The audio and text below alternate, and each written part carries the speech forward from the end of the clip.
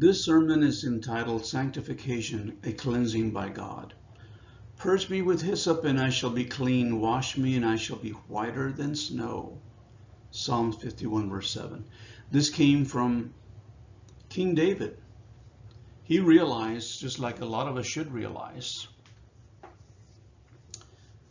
that we cannot change on our own. We cannot be better people. We cannot be the ultimate outcome of what we are supposed to be on our own. And I think he came to realize that. The reality is a lot of people don't want to change. And when the Lord comes again, will you be prepared?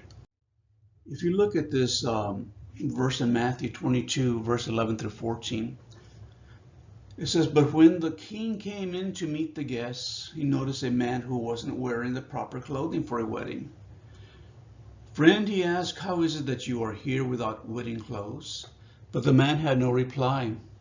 Then the king said to his aides, 'Bind his hands and feet and throw him out into the utter darkness, where there should be weeping and gnashing of teeth.'" Boy, that's kind of sad, isn't it? To be thrown out like that. Now, normally, this would not be appropriate. If, say, somebody came to your church and somebody was not dressed properly, maybe couldn't afford good clothing, you wouldn't throw him out. But what we're talking about here is a spiritual cleansing. When the Lord is able to change you, it's not that he can't, but he may not get the permission that he needs from you to change.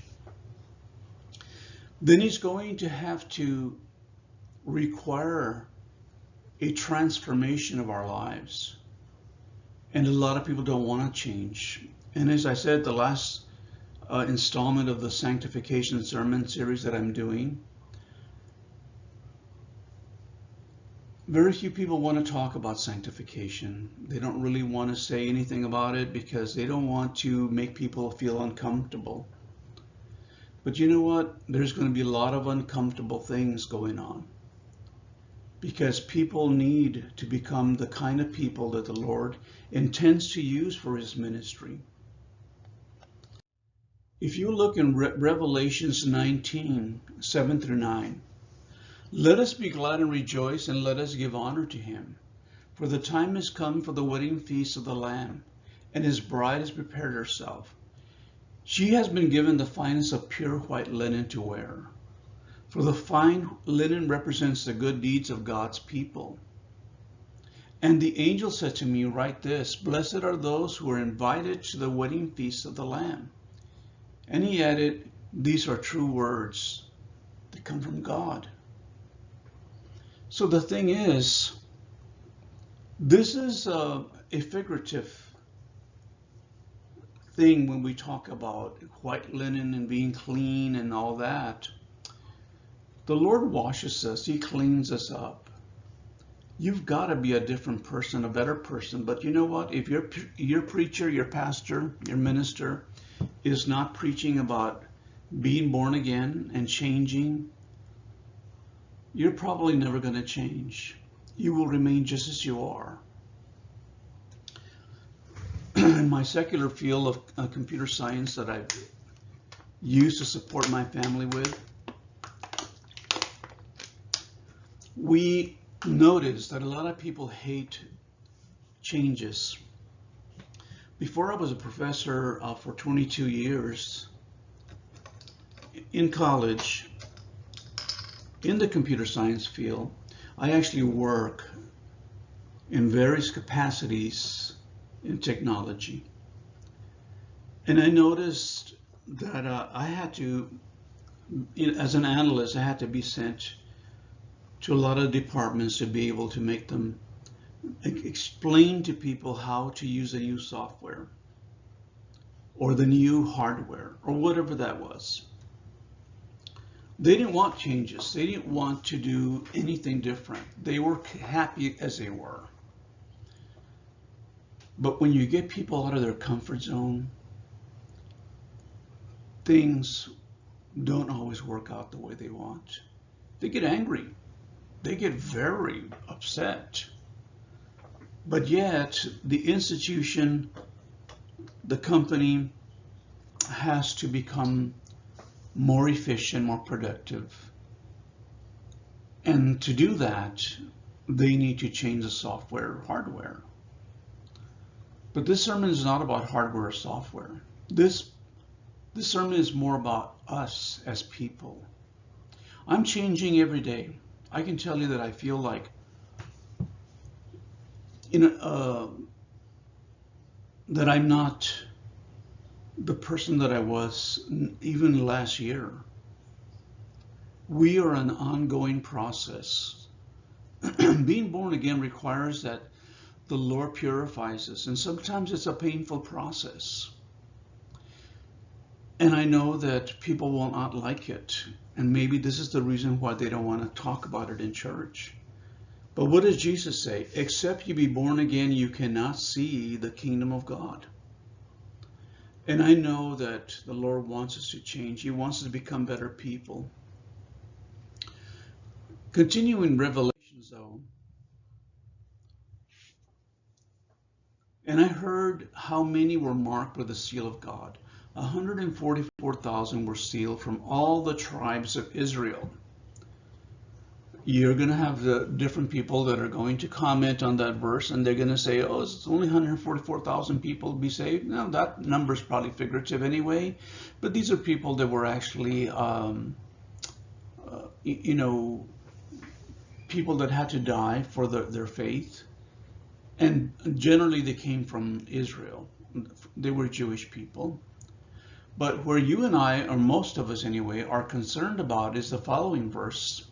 In verse 9, after this I saw a vast crowd, too great to count, from every nation and tribe and people and language, standing in front of the throne and before the Lamb. And notice again, they were clothed in white robes. In other words, they were sanctified. And held palm branches in their hands, and they were shouting with a great roar, salvation comes from God, who sits on the throne. And this comes from the Lamb. This is the Lord's doing, not ours, but the Lord's doing. And I know that you and I cannot be changed on our own. The Lamb has to change us. It's not our works, but your works is going to get you from here to there, in the sense that it helps you to hang on to your salvation.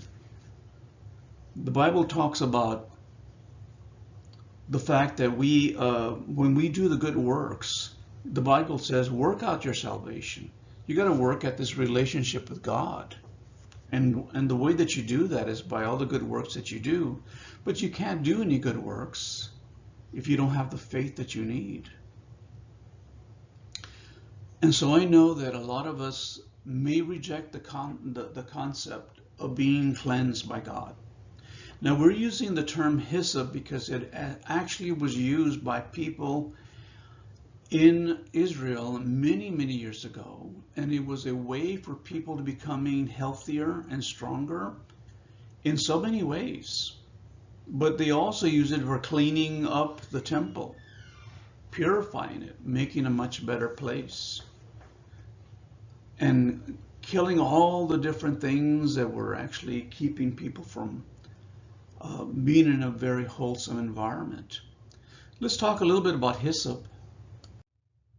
The name hyssop stems from the Greek or Hebrew word adobe or izeb, meaning holy herb.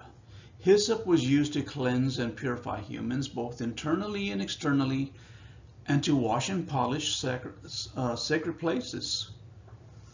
Hippocrates himself used it in medical science to cure pleurisy. Pleurisy is not something we hear about a lot, but I just happen to know what that is. Not just because I had a medical background. I was a combat medic in the military before I came out and into the real world, as we called it back then. But I can tell you that pleurisy is something that we call fluid in the lungs. When you get fluid in the lungs, uh, and you might get that if you were drowning, I suppose. But I got that because I was actually, I had pneumonia. Okay, I had pneumonia, and my body was no longer able to get rid of all of the fluids that it needed to, and I was in a lot of great pain. But I'm grateful that looking back now, as painful as it was to breathe, I felt like I was dying. I can tell you that I'm grateful that I had that. Now, my mom didn't have anything called hysop, but what she did is she had prayer and she had faith.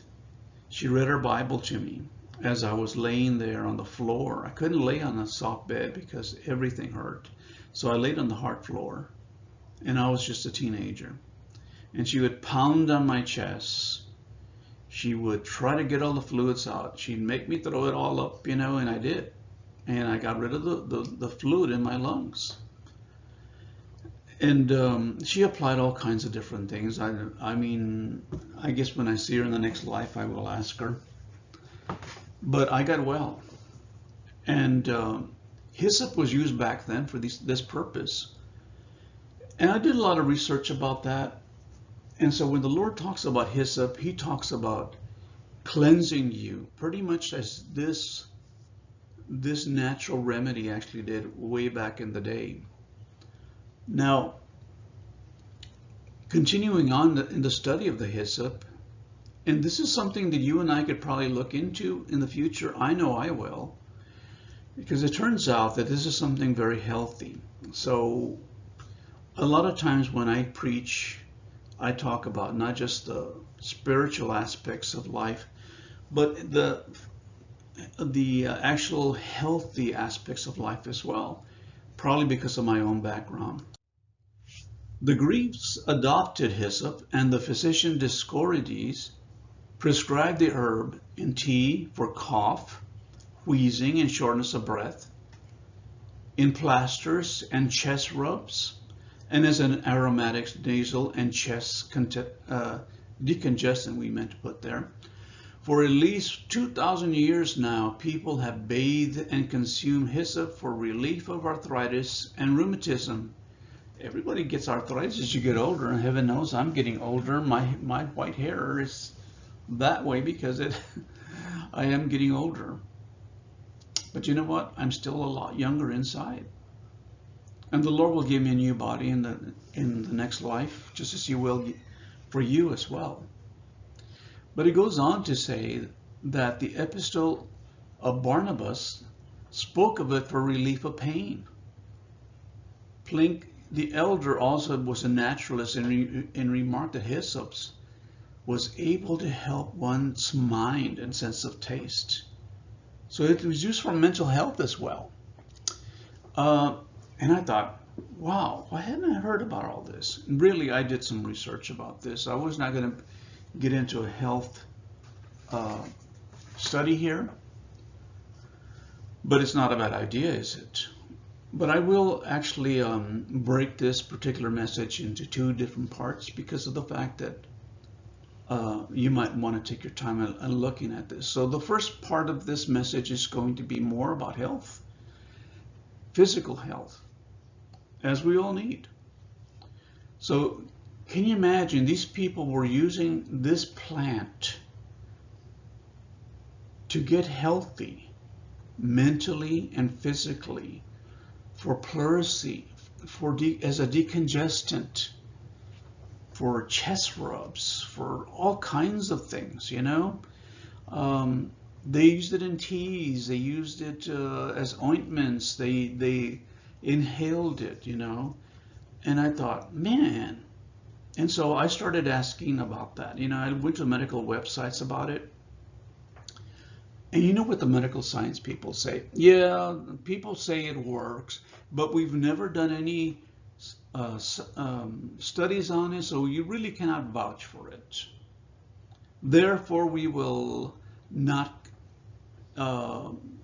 endorse it. because of the fact that we really haven't studied on it. You know what? I hate to say it, but as you get older, you get a little bit more cynical. Doctors really want you to buy their medications that are very expensive. Hyssop is so cheap, you can grow it yourself, and you don't even have to pay for it. If you can afford the seeds, got a little spot in your backyard, you can do wonders for yourself. Using it as a tea has benefits for your health, your heart health as well. I got heart issues as well, and but mainly by decreasing inflammation and improving circulation. You know what? I got inflammation on my joints sometimes, and I thought, I need to start taking this stuff. It improves your circulation, and that affects a lot of things, which helps to decrease the risk of heart attack, blood clots, blood sugar, related disorders. This is the kind of healing God provides that is spiritual and physical as well. Now, if you're looking for the actual seeds themselves that you want to go plant, anise hyssop, and I don't know how you want to pronounce that. I always say anise because my mom used to use anise in her cooking. But this is a different kind of anise. It's not the one you get at the grocery store. This is anise hyssop, and it's in the same family, of course. You can eat the thing. You can smell the flowers. You can dry it up. And you can use it for various purposes. You can buy essential oils. You probably have a representative, that sells those natural oils. I'm going to be ordering that from our church sister that sells them, So I'm going to ask her to go look for that for me, please, and for anybody else. You can inhale it, you can apply it, you can do all kinds of things, This is something that the Lord created for us to get healed. But instead, people are using all kinds of chemicals that they make in labs that are not healthy for you. It might even do more harm than good, I do take medication, of course, but I need to try to use some of this healthy remedy, homeopathic remedy, they call it. I don't know if I pronounce it right. But this is something you can use as well for lots of things. You can try it. I'm not going to advocate that you stop taking your meds if you're taking some, but you could at least try this to see if it's going to make you feel any better. And we all need this, and I think I need it too. And I'm going to be using that in the coming days ahead as well. I'll probably plant some of it as well. But let's talk about a spiritual cleansing, though. This is really where we were headed. But God, He cares about your physical as well as your spiritual. And so we're going to talk about how the Lord is going to be cleansing us and how He's going to change us and make us better people. In Psalms 51, verse 2-4 that I previously read, it says, "Wash me clean from my guilt. Purify me from my sin, for I recognize my rebellion. It haunts me day and night. Against you and you alone have I sinned. I have done what is evil in your sight. You will be proved right in what you say, and your judgment against me is just." So yeah, David got it right. He knew that we needed to be cleansed by God. He knew and understood that the Lord is the only one that can change us. I can't change myself, You can't either. Maybe you've been trying to do that. Or maybe you've been trying to take medication to deaden those things, But the reality is, we cannot change ourselves. We're the ones that got ourselves into the big mess that we are in sometimes, and it is only God that can get us out of that. Part of the problem that we have in the life that we live, if you live long enough, is guilt. Our conscience is guilty, and we feel bad about it, Who can stand before God with a guilty conscience? I cannot stand before God without Him purging me from my guilty conscience, making me a better person. That doesn't mean I will never make mistakes. It doesn't mean that I'm never going to fall or trip up. It just means that the Lord is cleansing my guilty conscience so that I can become more useful, more productive to Him. We have a hard time forgiving ourselves, and we need help from the Lord with that. I think it's easier to forgive other people than it is to forgive ourselves.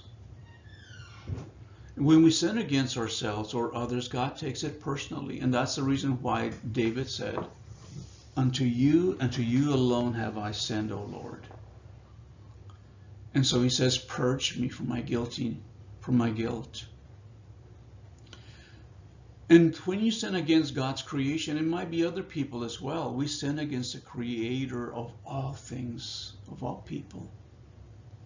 And the Lord doesn't want that. He wants you to become the kind of person that respects other people, honors them. I may not like your lifestyle, but I can respect you.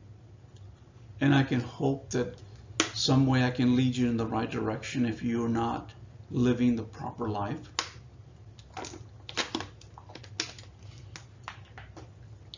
I had a cousin that we both accepted Christ at the same time as teenagers. And I went off into the military, and he stayed behind. And I think he was a sole provider for his mother, so he was able to stay behind, and I was not. You know, my dad was still alive, and his dad was gone. But I didn't know what happened. I lost track of him. You know, I started writing to him, and we wrote to each other back and forth. But after a time, I just lost connection with him. I couldn't figure out what happened to him. So eventually, when I got back, I just, you know, he ignored me. You know, I ran into him downtown one time, and he ignored me. And I couldn't figure out. This is a cousin that I really loved, that I grew up with. And we were more than just friends, you know, we were spiritual brothers as well. And I couldn't figure out what was going on, you know. And I was standing at a bus stop one time, you know, and I was back from the military. I had already gotten discharged honorably. I was asked if I wanted to stay, but I decided not to stay. I wanted to go on with my life. And I was at a bus stop, and he was standing next to me, and he says, "Hello, Joe, how are you doing?" Very cool. And I wanted to embrace him. I wanted to reconnect with him, but he distanced himself. He wouldn't even look at me. Couldn't figure out what it was at. Did I offend him in some way? I didn't know. Turns out he was living a gay lifestyle, you know, to put it plainly. And what was coming between us was a guilty conscience. He knew what he was doing was wrong. Now, there's a lot of people that are going to be with alternative lifestyles, going to church, and the pastor is not going to tell them they're doing anything wrong. And I will not condemn anyone, but I will tell you, if you're wrong, you're wrong. You know, and I think in this case, I was not condemning my cousin. I was just trying to reconnect with him, and I couldn't figure out exactly what happened with him.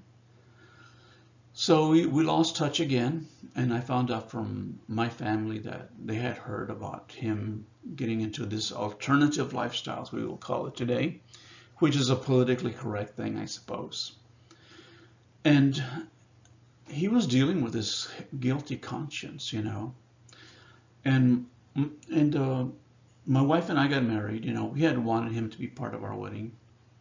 But, you know, because he was a good friend of my wife's too, because, you know, when Martha and I were in high school, you know, we knew him as well.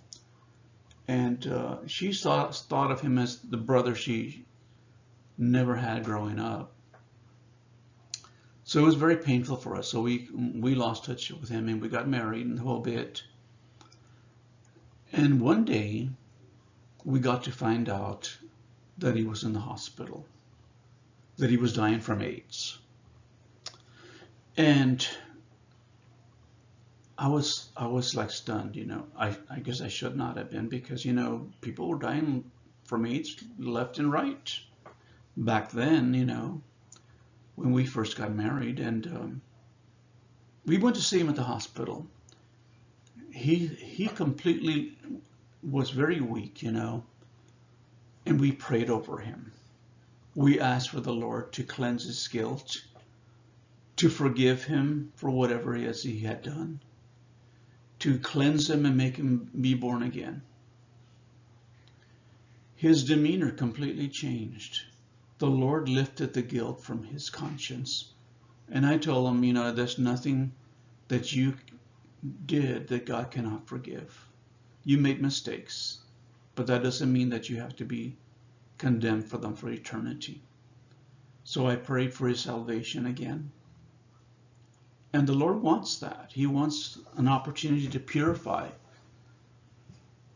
And Tommy prayed, my cousin prayed about that. He prayed for his forgiveness. He prayed that the Lord would heal him.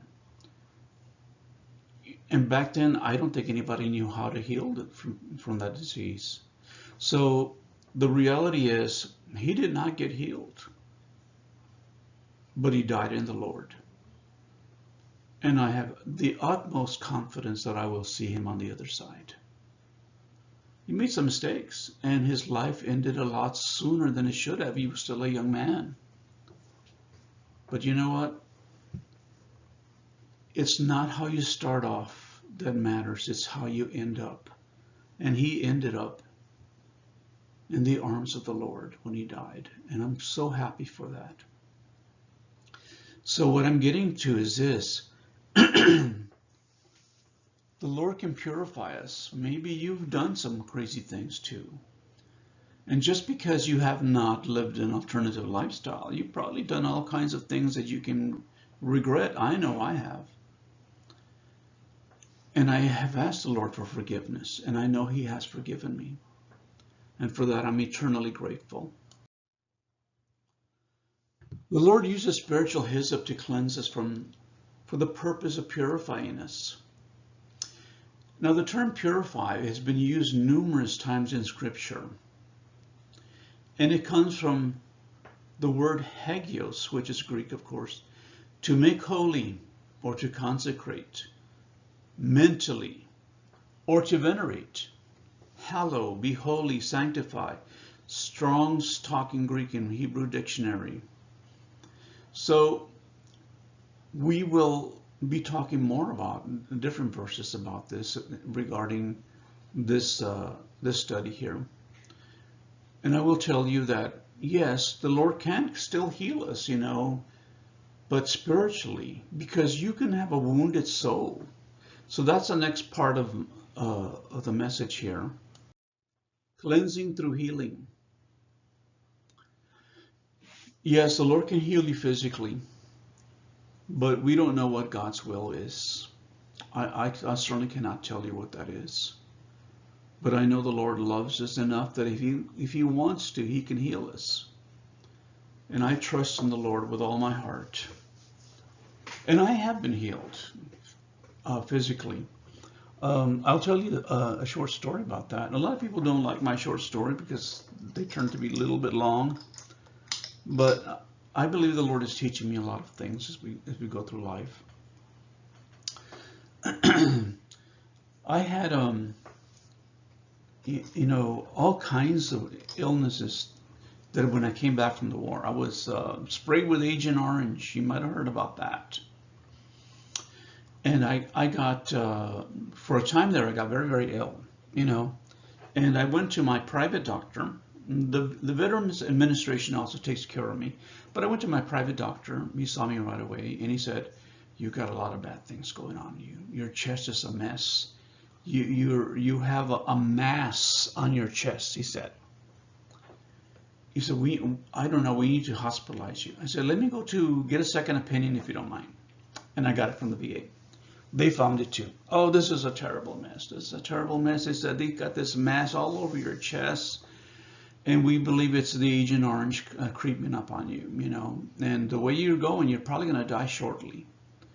So, and I said, well, what's to do? You know, what can I do? And he said, well, we know what to do. We know what to do because we've been working with vets about this. I started praying like never before, and I asked the church to pray for me as well. They plugged me with a bunch of tubes, and they drained my chest. They did all kinds of things, you know. And they said, okay, you can go home. You know, this is a long process. Of course, it took many hours. So I went home, and I kept praying about it, you know. And I finally made another appointment with my doctor to check me again, see how I was doing. Well, long story short, I went from dying to completely healed. He couldn't find a thing wrong with me. There was no mass in my chest. There was no fluid in my lungs. There was no more illness in my body. The Lord healed me, you know, but he used it. He did that through doctors and different things. That's not a bad thing at all. Don't think the Lord just going to come down from heaven and heal you. He can if he wants to, but a lot of times he uses other people. And hopefully you might get some healing from this message as well if you start looking for this product. And no, I'm not selling anything, you know. You can go buy this at online or anywhere else. I'm not going to recommend anybody, you know, but you can buy this wherever. And you can get a lot of healing, not only physically, but spiritually as well.